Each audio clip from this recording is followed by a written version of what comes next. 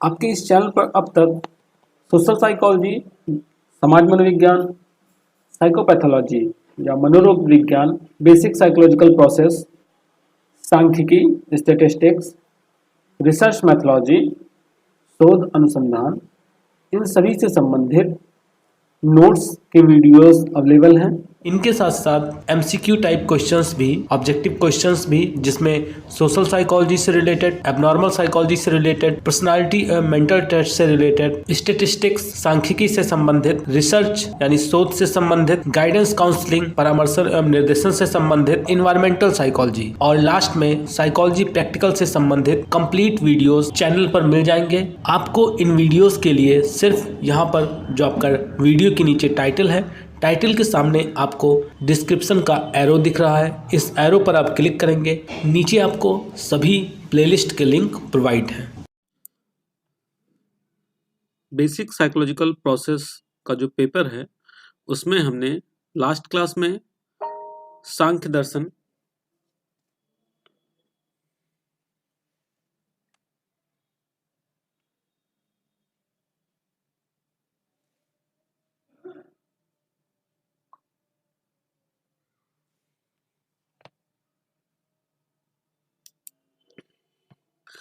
तो जैसा कि नए सिलेबस के अकॉर्डिंग जो बीए फर्स्ट सेमेस्टर के स्टूडेंट्स हैं उनको सांख्य दर्शन भी पढ़ना है। इससे पहले लास्ट क्लास में हमने भगवत गीता के बारे में बात किया था। भगवत गीता में साइकोलॉजी के जो कुछ पॉइंट्स थे उनको देखा था, जो अभी आपके सिलेबस में है। क्योंकि वैसे तो भगवत गीता में साइकोलॉजी से रिलेटेड सब कुछ है, लेकिन अभी आपका वो लेवल नहीं है कि आप सारी चीज़ें समझ पाएँ, तो धीरे धीरे हम आगे समझेंगे, आगे भी पढ़ेंगे। उसी तरीके से सांख्य दर्शन क्या है, साइकोलॉजी से क्या क्या चीज़ें यहाँ पे मैच कर सकती हैं, वो थोड़ा बहुत यहाँ पे हम देखेंगे और एक ब्रीफ इंट्रोडक्शन मिल जाएगा आपको सांख्य दर्शन के बारे में कि सांख्य दर्शन है क्या। इसी तरीके से नेक्स्ट वीडियो में हम बौद्ध दर्शन की भी बात करेंगे। बौद्ध का थोड़ा सा एक्स्ट्रा आपको समझ में आएगा, थोड़ा सा ज़्यादा चीज़ें वहाँ पे समझ में आएंगी। सांख्य दर्शन आप एक बार समझें, देखें कि सांख्य दर्शन क्या है और कैसे आप इसको कोरिलेट कर सकते हैं साइकोलॉजी से। तो आइए देखते हैं सांख्य दर्शन के बारे में। मैं पहले ही बता दूं कि ये क्लास बीए फर्स्ट सेमेस्टर के स्टूडेंट्स के लिए है, तो उन्हीं के लेवल पे इन चीज़ों को बताया गया है कि उन्हें आसानी से समझ में आ जाए। तो जैसे कि सांख्य दर्शन के बारे में कहा जाता है, सांख्य दर्शन कपिल मुनि ने दिया था। मतलब सांख्य दर्शन की जो शुरुआत है वो कपिल मुनि के द्वारा हुई थी। सांख्य दर्शन का प्रतिपादन कपिल मुनि ने किया था। और प्राचीन जो साहित्य हैं उनसे ये पता चलता है कि पास्ट टाइम में, प्राचीन काल में जो हमारे देश के बड़े बड़े विद्वान थे वो भी सांख्य की विचारधारा से प्रभावित थे। अब सांख्य दर्शन था क्या, उसकी बात करें तो यहाँ देखिए बताया गया है कि सांख्य दर्शन की जो सबसे बड़ी विशिष्टता थी वो ये थे कि इसमें सृष्टि की उत्पत्ति ईश्वर के द्वारा नहीं मानी गई है। मतलब इससे पहले ये माना जाता था कि जो सृष्टि है, सृष्टि की उत्पत्ति ईश्वर ने की है, ब्रह्मा जी ने की है। लेकिन यहाँ पर क्या बताया गया कि सांख्य दर्शन ये मानता था कि सृष्टि की उत्पत्ति ईश्वर ने नहीं की है, अपितु इसे एक विकासात्मक प्रक्रिया के रूप में समझा और माना गया है। मतलब इन्होंने ये बताया था कि सृष्टि की जो उत्पत्ति हुई वो जैसे हमारा विकास होता है, हम पैदा होते हैं, बड़े होते हैं और बड़े होते हैं, उसके बाद बूढ़े होते हैं, फिर लास्ट में हमारी मृत्यु हो जाती है, वैसे ही इन्होंने बताया कि सृष्टि की भी उत्पत्ति ऐसे ही होती है। सृष्टि अनेक अवस्थाओं से होते हुए अपनी वर्तमान अवस्था को प्राप्त की है। अगर आप थोड़ा सा साइंटिफिक तरीके से देखेंगे या जो लोग ज्योग्राफी पढ़े होंगे वो इसको थोड़ा सा कोरिलेट कर सकते हैं, तो उनको लगेगा कि हाँ ये तो सही कह रहे हैं, क्योंकि ज्योग्राफी में भी काफ़ी कुछ चीज़ें ऐसी बताई गई है कि सृष्टि की उत्पत्ति कैसे हुई है। पहले वो आग का गोला था, फिर ऐसे हुआ, फिर ठंडा हुआ, फिर धीरे धीरे वहाँ पर जीवों का विकास हुआ। तो सांख्य दर्शन यही मानता था कि सांख्य दर्शन के अनुसार जो पृथ्वी है, जो सृष्टि है, सृष्टि की उत्पत्ति ईश्वर ने नहीं की है, बल्कि वो अनेक अवस्थाओं से गुजर कर इस अवस्था तक पहुंचा है। अब इसके बाद हम इसकी सिद्धांत की बात अभी नहीं करेंगे, क्योंकि सिद्धांत की बात करने में आप उलझ जाएंगे। तो अभी आप ब्रीफ में ही जानें कि सांख्य दर्शन क्या मानता है, क्योंकि जो क्वेश्चन आएगा आपका वो एग्जाम में क्वेश्चन आपका इससे रिलेटेड क्वेश्चन आपके शॉर्ट आंसर आएंगे, शॉर्ट क्वेश्चन पूछे जा सकते हैं या वेरी शॉर्ट पूछे जा सकते हैं, लॉन्ग क्वेश्चन इसमें नहीं आएगा। तो उस हिसाब से देखा जाए तो आपके लिए इतना जानकारी काफी है। इसके बाद इसकी उपयोगिता देख लेते हैं कि सांख्य दर्शन की उपयोगिता क्या है। सांख्य दर्शन का उद्देश्य असुविधा से मुक्ति और मोक्ष प्राप्त करना था। मतलब जो डिफिकल्टीज हैं हमारी लाइफ की, उनसे मुक्ति प्राप्त करते हुए हम अपनी लाइफ के अल्टीमेट गोल तक पहुंचे, वो इसका उद्देश्य था।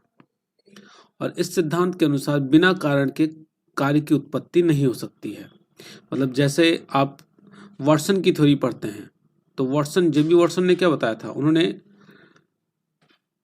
स्टिमुलस रिस्पांस थ्योरी दी थी। तो उन्होंने क्या बताया था कि जब स्टिमुलस होता है तभी रिस्पांस होता है।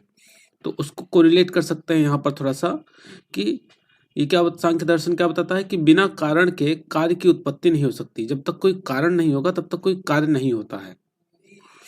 उसी तरीके से इन्होंने बताया कि सत रज तम, जो कि आपने भगवत गीता वाले वीडियो में भी देखा था, इन्होंने 3 गुण माने कि व्यक्ति के अंदर, मनुष्य के अंदर 3 गुण होते हैं, सत रज और तम। सत की अधिकता होती है तो व्यक्ति अच्छे कार्य करता है, सतोगुणी कार्य करता है, जिससे ऋषि मुनि महात्मा इन सब में सत की अधिकता होती है। रज, जो राजा लोग होते हैं जिनके अंदर ओज, राजसी गुण, ये सारी चीजें होती हैं, वो भी अच्छे काम करते हैं, लेकिन वो थोड़ा सा भोग विलासी भी होते हैं।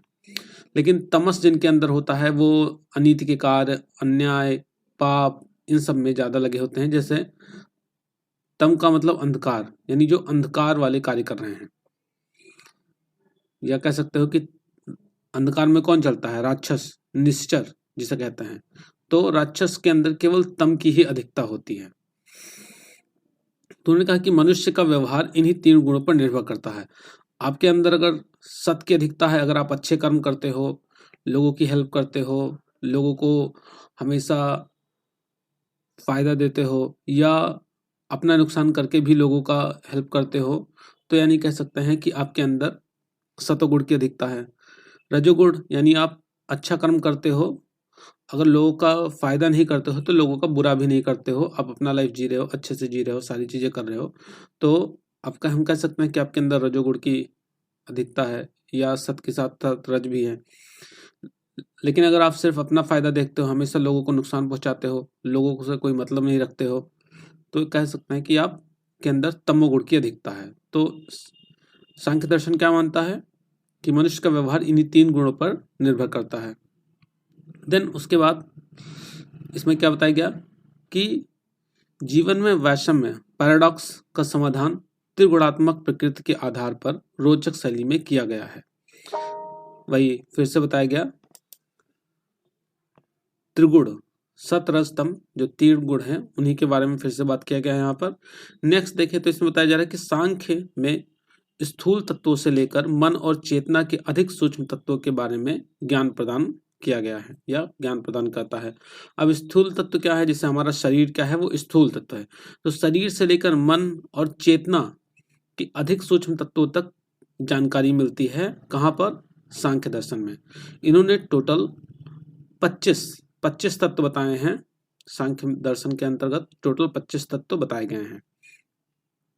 अगला देखें तो सांख्य दर्शन प्रत्येक तत्व को नाम देता है, उसके कार्य से अवगत कराता है, और प्रत्येक तत्व का अन्य सभी के साथ क्या संबंध है यह भी स्पष्ट करता है। तो जैसा कि हमने भी देखा कि सांख्य दर्शन में कितने तत्व होते हैं, टोटल 25 तत्व हैं, और 25 तत्व कैसे एक दूसरे से संबंधित हैं ये सांख्य दर्शन में हमें पता चलता है, और एक दूसरे तत्व का प्रभाव कैसे दूसरे तत्व पर पड़ता है, वो चीजें भी हमें यहाँ पर क्लियर होती हैं। तो यही इतनी चीजें थी, इन्हें आप देखिएगा, समझिएगा। अगर कोई डाउट हो तो आप पूछ सकते हैं। तो मिलेंगे नेक्स्ट क्लास में बौद्ध दर्शन के साथ में, तब तक के लिए धन्यवाद।